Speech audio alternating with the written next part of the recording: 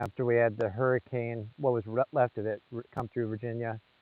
If you look at my drive, that little speck in the middle of the drive, that's my guardian dog. Not doing much guarding. Just briefly wanted to talk about a recent article, I mean, like today article that I just saw on Yahoo News. Of course, Yahoo News doesn't write their own pieces, and if they do, they're basically about who tweeted this, who did social media that, so they're not exactly in-depth reporting. But they reported from an article about a new tactic that employers are starting to take, and that is penalizing employees who don't get the vaccine. They used Delta Airlines as an example, which is issued a $200 per month penalization to employees who don't get the vaccine. And basically, the argument boils down to cost sharing. Okay, that those employees are likely going to cost the company more. Therefore, excuse me. Therefore, they're going to face the penalty for the sin of not getting the vaccine. Um, so bear with me for a minute. We're going to talk a little bit about that. Is that logical? Is that right? So I don't know if it's bothering you, me pacing, but anyway, I don't usually get a chance to pace or have a beautiful background like this. Um, so anyway, let's talk about that for a moment. Penalizing employees for not getting the vaccine. Let me correlate that with something else. Friend of mine, neighbor, just rescued his father out of a sniff with a 5-star rating.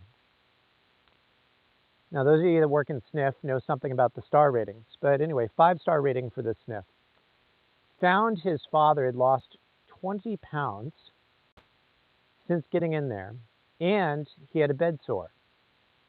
And he found him in bed one day, just lying by himself, unattended, not having been fed, not having been offered drinks, in a sounds like a pretty poor respiratory pattern, and with the shade open at the window, sun shining full in his face with no protection from the bright sunlight in his eyes. That's how he found him. And he and his brother helped nurse him back and got him home.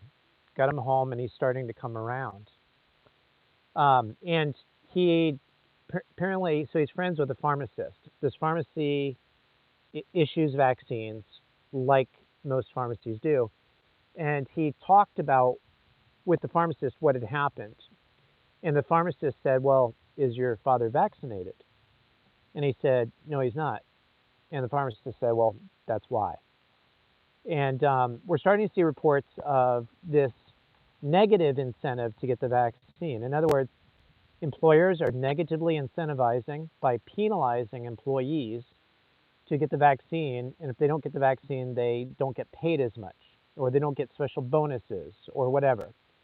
And now we're seeing reports of doctors that are refusing to treat unvaccinated individuals. And we're starting to see issues like this, where this pharmacist who's not in a facility, but is very much aware of the situation of less care, poorer care standards being given to unvaccinated individuals. And then finally, apparently there is a local hospital to me that has issued an internal memo that basically indicated that they were going to withhold care from people that came in with COVID that had not had the vaccine. So let's talk about negative incentivization for a minute.